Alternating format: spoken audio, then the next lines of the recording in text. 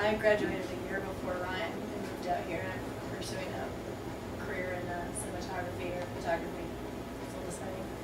And Ryan introduced himself. I'm pursuing a career in whatever people will pay me to do that is totally film related. Wrong neighborhood. But I like Lauren said, I graduated a year after her, so she sort of shot it over the year 2006, and then handed it over to me, and I edited it in my senior year.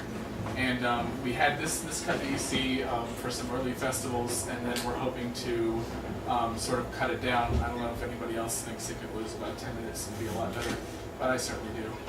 And the drive is corrupt now, so that's all we got. That is the last. That's the final cut. So yeah, and then I moved out here because she seemed to think it was a good idea, and I was like, oh okay. And so now here we are. Not as green as North Carolina, I can say that. Talk a little bit though, Lauren, let's start with you, about what your understanding of this idea of literary journalism. It's an idea that I find a really key one. Before you arrived, we talked about the sort of continuum between journalism and documentary, and there's no clear boundary between them. How did Brooke define literary journalism to you? I think neither of us had her literary journalism class, especially for a documentary class. Sarah Cox, who was the other filmmaker whose name was mainly on it, she was I think journalism major or English or something like that. So she kind of covered that more portion. We were just kind of camera. Well, then talk a little bit about how the story landed in your lap and who proposed it and how it developed and how you find these characters and how you shaped it then. Well, I think the third church that we visited, the one in Elon, was literally across the street from campus, which made it extremely convenient to go and get whatever we needed every Sunday.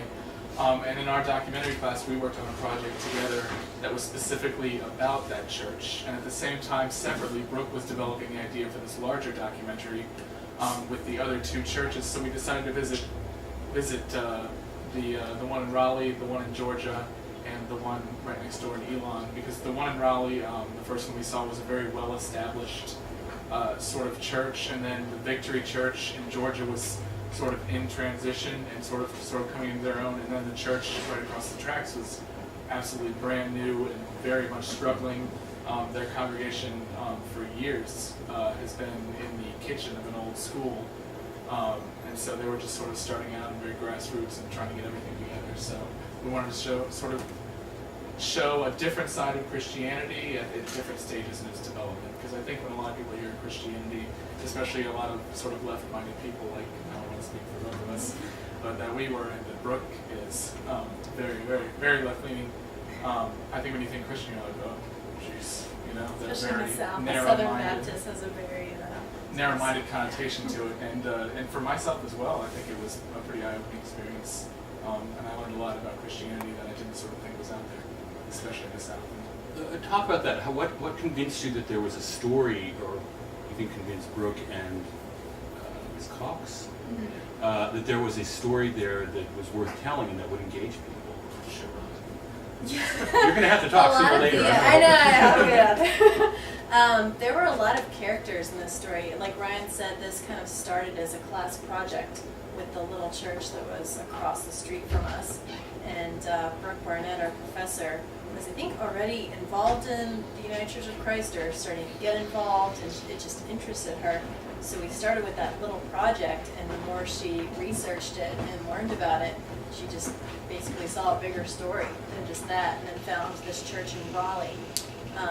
Like Brian said, that it's just been pretty well established, and they do a ton for the community, and they do a lot of events, and they're really getting their name out there and kind of changing the way people view Southern Baptists. And then this church in Georgia, where one day the preacher decides, hey, UCC now, not Baptist anymore. They were transitioning, but kind of moving away from that, and half the church left. So then he's left with the congregation, like, what, So it's just a lot of important characters and interesting stories that developed from it. Talk a little about shaping the film, because there clearly are some real wonderful high points where we built up to an emotional understanding.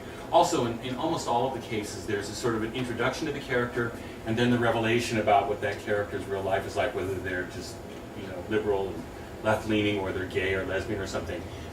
So that there still is a sense of using drama to unfold the story. Was that a conscious part of any of your discussions as you were starting to cut the film?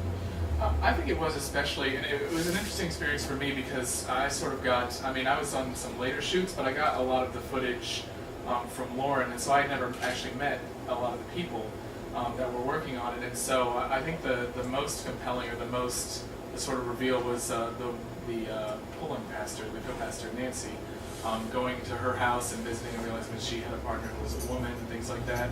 And I think I sort of wanted to build it up to that because when you think Southern Baptist, you don't think lesbian pastor.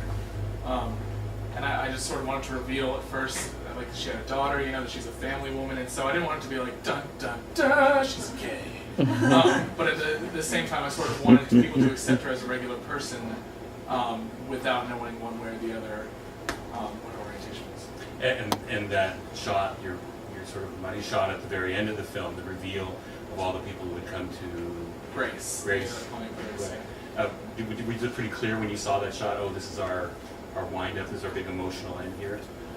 Not to me. I think we toyed with the order of the film a lot, and with the order of that the Grace portion especially, because I think that even still, I think it's a little confusing because these people are with the church.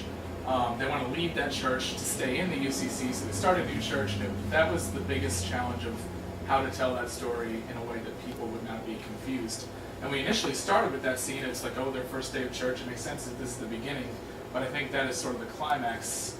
We came to view it as like the climax of that story is all that they've worked for is the church starting. So, I mean, we went to so many services after that and ended up, I mean, we have 60 hours of footage, I think, for this whole piece. Had.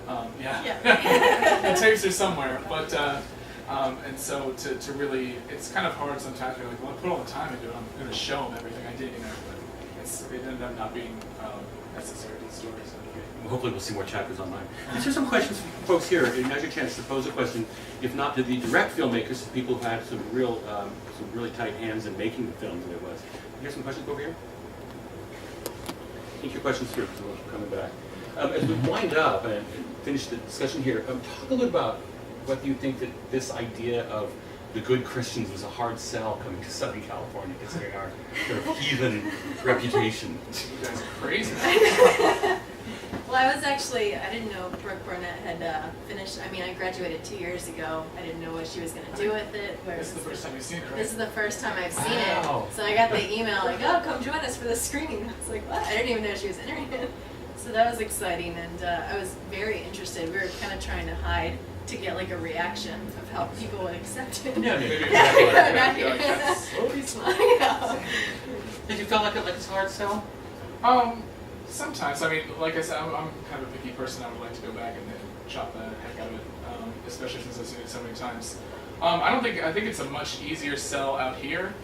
Different facets of the film, I think, clicked with this audience, whereas we showed it a lot in the South. And some of the things, like shots that I think were throwaway maybe to people around here, like in the third church, a child taking communion is a huge deal, and a lot of people, like, that's kind of a taboo in a lot of churches. And just sort of little things like that. The reason we visited with the youth group in the first church is to sort of show the kids' involvement, and for a lot of Southern audiences, that was very unsettling to them to see something like that. Why was that?